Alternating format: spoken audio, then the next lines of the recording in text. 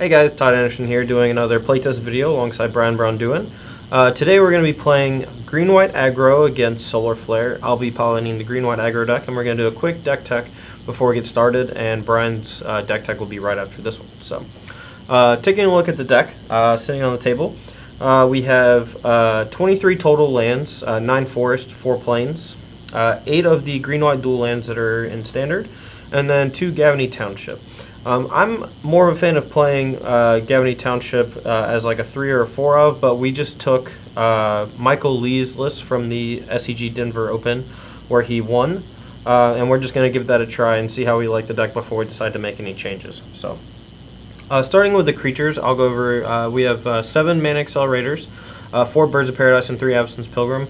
Again, I would probably rather have 1 more Mana Accelerator, probably the 4th Avacyn's Pilgrim, but since we have things like Green Sun Zenith to search out more mana creatures, I think it's okay to play 7, but we'll see if we'd like to change anything after. We have 4 Strangaroo Geist, which are just really aggressive creatures that come down on turn 2. They allow you to apply pressure and they're very hard to kill. We have 4 Blade Splicers, which can obviously synergize very well with Restoration Angel, generating lots of 3/3 golems. By itself, the 1/1 is not very good, but when you have the 3/3 being relevant as well as the 1/1 being relevant thanks to Restoration Angel, then you get a lot more value out of your creatures. We have 2 Hero Blade Holds, which are pretty awesome right now, I think. Kind of hard to kill. Everybody's focusing on stuff like Gutshot. No one's really playing too many Dismembers. And then moving on to the 5 drops, we have 1 Wolfer Silverheart, which we can get with a Green Sun Zenith. It's very good against any deck that plays stuff like Bonfire of the Damned, and it gives you just a really big threat against decks that don't have hard removal.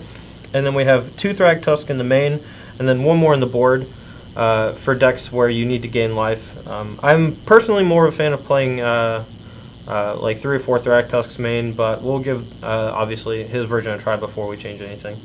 Going over to the creature enhancements and removal spells, we have 3 Dismembers and 2 Oblivion Rings as our removal. Oblivion Ring is good because it's kind of a catch-all. Hits Planeswalkers, gets rid of annoying artifacts and enchantments. The 3 Dismembers are good because they can kill Restoration Angels, opposing Golem tokens, as well as Huntmaster of the Fells and any creature that's not a Titan, basically. It's even fine against Titans most of the time because when they play like a Primeval Titan and then you attack into it, they almost always have to block, and when they do, you shrink their creature down to a 1/1 and then their creature dies. So we have 4 Rancor, which is pretty standard in green-based aggressive decks, although it hasn't seen much play outside of mono green as of yet. But I think this is definitely a deck where the Rancors can really shine, especially when you put it on like a Golem token from the Blade Splicers. Having First Strike and Trample is really powerful, as well as putting Rancor on something like a Strangaroo Geist. Then the Geist will come back with Undying, and the Rancor will come back to your hand.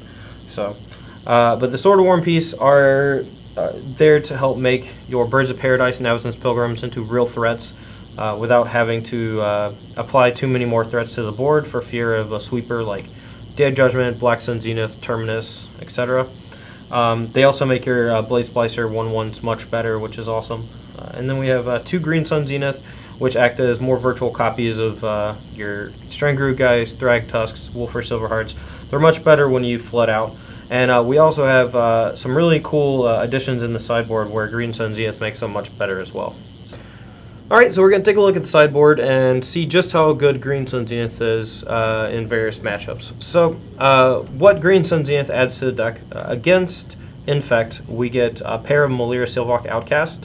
And this is one of the main reasons for me that Green Sun Zenith is in the deck, because not only does it allow you to just have more copies of Strangaroo Geist, but it also turns Green Sun Zenith into one of the best possible spells you can have against Infect. And since Infect is gaining a lot in popularity, this is definitely a card that I want in green-based decks right now, and especially so when I'm playing Green Sun Zenith. We also have an additional Thragtusk going up to 3. As well as a pair of Acidic Slimes that we can also get with the Green Sun Zeniths. And the Acidic Slimes are really good against slower control decks that have like Oblivion Ring and other things like that in them. You just need Zenith to become like a disenchant effect. It could be possible that we want like a Viridian Corruptor instead of the second Acidic Slime.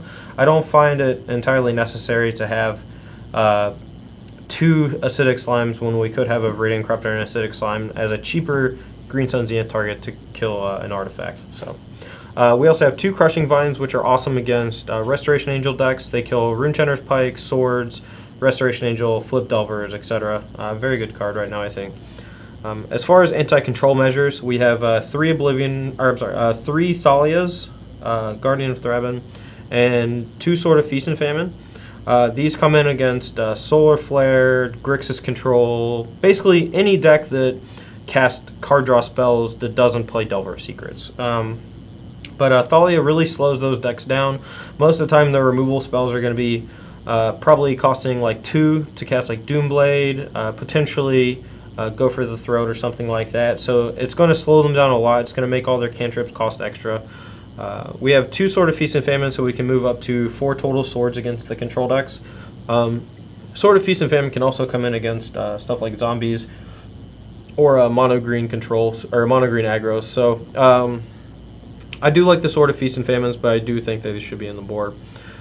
We have 2 Oblivion Rings and a Dismember, and this allows us to go up to 4 of both to have more solid removal against the decks that those cards are good against. Oblivion Ring obviously shining against zombies because it exiles the creature and they don't have any way to really kill it. And then Dismember shines against decks that have Restoration Angel in them. But I don't really mind having 8 removal spells against those kinds of decks. So, but anyway, we'll be starting the match shortly. This is Green-White Aggro from Michael Lee, and BBD is up next.